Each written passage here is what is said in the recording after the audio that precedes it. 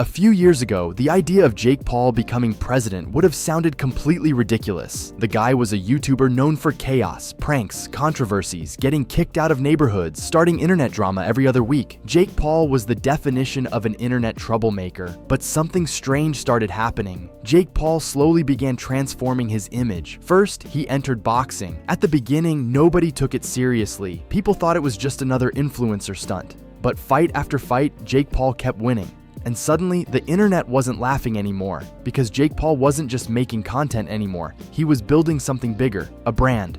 Then came the podcasts, interviews with fighters, business people, and influencers. Jake started talking about discipline, money, influence, and even politics, and that's where the internet started noticing something weird. Jake Paul has a massive audience, millions of followers across YouTube, Instagram, and Twitter, a fan base that listens to everything he says, and historically, that's exactly how a lot of modern politicians start, not through traditional politics, but through influence. The internet has already seen this happen before.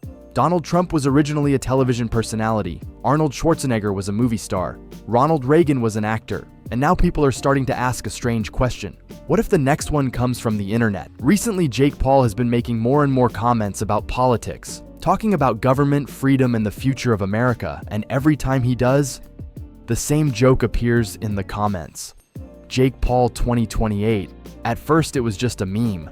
But memes have a strange way of turning into real conversations online, especially when the person behind them has millions of supporters. So now the internet is starting to ask something that used to sound impossible. Not, would Jake Paul be a good president? But something much stranger. Could Jake Paul actually run for president one day? Because if the last decade of internet culture has taught us anything, it's that the line between influencer and politician is getting thinner every year. And if that trend continues, the idea of Jake Paul running for president might not be a joke anymore.